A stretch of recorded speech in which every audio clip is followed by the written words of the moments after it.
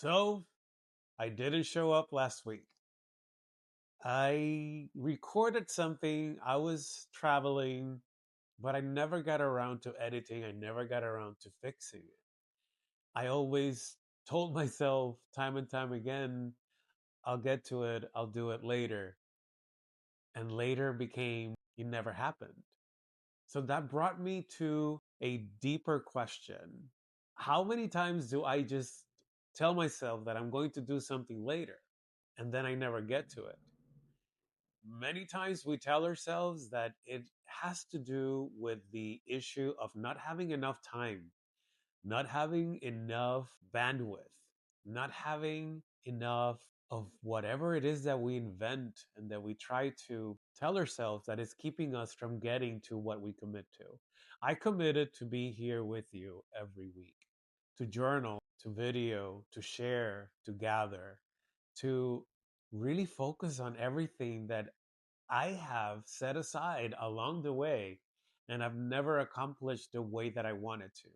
Not because of failures that I've had on the way, but by the actual putting things aside, the actual of thinking that it's going to come about later. And later is a very dangerous word.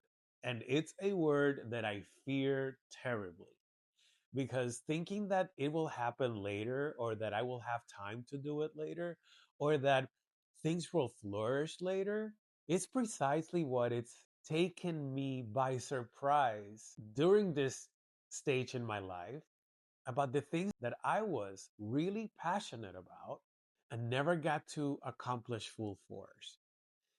And that's not to be mistaken by that I didn't do well in certain areas or that I didn't dabble in certain aspects of my passions.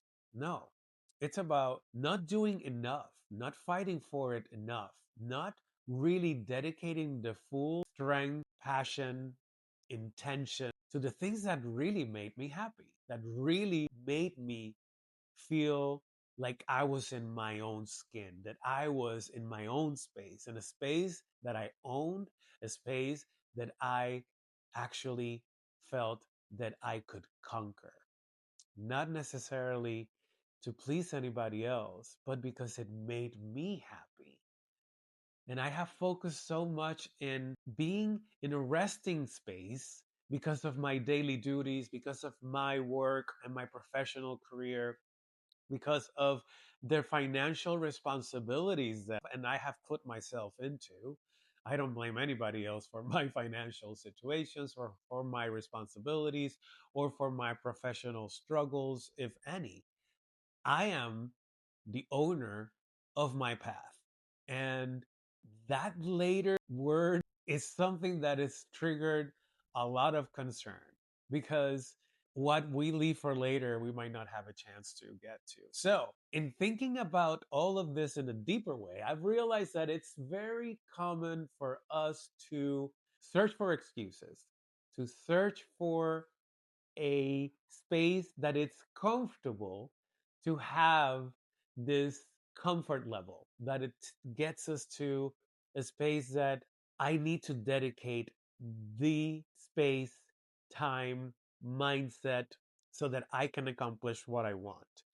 And I am starting to think that that's such a slippery slope because sometimes we don't have to be at our 100%, at perfection, at the space that we feel that we are at our premium, that we are at our utmost, that we are at our prime in order to be able to move the needle forward to where we need to be. It's not about keeping everything on track all the time. It's about trying not to get off track. Does that make sense?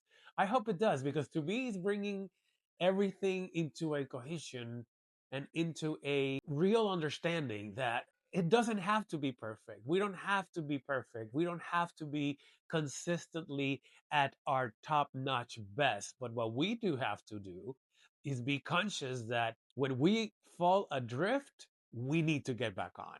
We should get back on. We must get back on it because if not, the purpose the dream, the vision, the goal that we have for ourselves, for what we want to do, it's going to escape and it's going to remain in that later box. I don't want to do things later. I want to do things now. And I hope that I can continue into evolving in this path of just not falling off track. And believe me, I fall off track consistently in every aspect, whether it be my diet and the way that I like or that I would like to nourish my body, and in the way that I like to socialize and have drinks and cocktails with friends or with my loved ones in a social situation where I want to be more conservative and not harm my body and end up maybe consuming a little bit too much and fall off that track. Or when it's time to dedicate consistent time to practicing my vocals and getting my voice to what it needs to be so that I can audition and perform better, and say to myself, well, I'm not warm enough. Maybe I'll warm up later. And then the end of the day comes along and I haven't performed anything. I haven't done any vocal exercises. Or whether it be, let me do more choreographies for my Zumba class. I should focus on trying to do observe a little more, search on YouTube, get on Zumba.com and get all the benefits that we get as Zumba instructors. And what else can I do? And then I follow, maybe I'll do it later. Maybe I'll search later. Maybe I will look for a different diet later. It's not about later, it's about the now. And I did say that when I started doing this video blogging and saying, if not now, when? But then I realized that it is okay to be perfect. Actually, not to be perfect. So don't say I said that. It's okay not to be perfect. It's okay. I'm not even going to cut this. This is the real thing. It's just always trying to be as live as possible. I'm going to try to edit my videos as little as possible because I don't want anybody to see perfection. Perfection doesn't exist. I want everybody to see real and to see the now, the present, and to see and share that everything that I am trying to do here is continue to flourish in the inspiration that it doesn't really matter how many people or how many followers or how many likes or how many subscribers or how if one person at the end of this journey, at the end of this year, can say that following me in trying to accomplish my second act mission to make it the best stage in my life, where I have gone out there and fought for my dreams, when I've gone out there and exhausted all of my talents, when I have gone out there and tried to do the best that I can do to help others, bring the joy and the love of Jesus, of love, of friendship, of camaraderie, of leadership, of engagement, of positivity, not necessarily toxic, because we don't believe in that. Not real positive people are always thinking that things are going to be rosy all the time. We know and we understand that we have ups, we have downs, we have things that we're meant to be, and there are things that we know that we're not going to be ever. And that's okay. But yet, however, the important thing is that we are putting a valiant effort to not be off track, to be on track as much as possible, to be on track as best as possible. So, what are you leaving for later? What are you telling yourself that can wait? What are you passionate about and you have the brakes on because you don't think you have enough time right now? You don't think you have the bandwidth? You don't think you have the ability to get to it effectively and perfectly now? Because this is the deal. We do not have to be at a 10 all the time in order to be effective. We don't have to be at 100%. If your scale is to 100, you don't have to be at 100%. If your scale is 1 to 10, you don't have to be at a 10. I learned very recently, in the past 2 or 3 years, when I was engaging in how I can become an effective mentor, an effective coach, is that you start the day thinking to yourself when you're trying to help others, or you're trying to lead, or you're trying to be a source, a pillar or support for others. You get up in the morning, you you put yourself in that space, and you are real with yourself, and you ask yourself, where are you today? Am I at a 7? Am I at a 5? It very well may be. However, if you're at a 5, if you're at a 7, you still can be port, mentor, cheerleader for all of those that are at a 2 or at a 1. And many people feel like they're at a 0.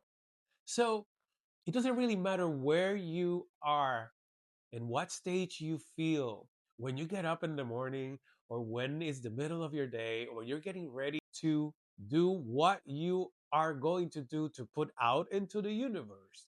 Always remember that your 7 that day, that's your 100%. It is. Because if that's what you have that day, that's the best that you can do. Period. It, do it, embrace it, be proud of it. That's the key. I think, and I'm honestly believing now during my second act, more than ever, that yes, things will happen. Things are going to shape your days. Foreign things, extracurricular activities, vacation, travel, business, friendships, relationships. Everything happens in life that is going to stand in the way of your goals and your vision and your dreams. However, it is up to us to come back.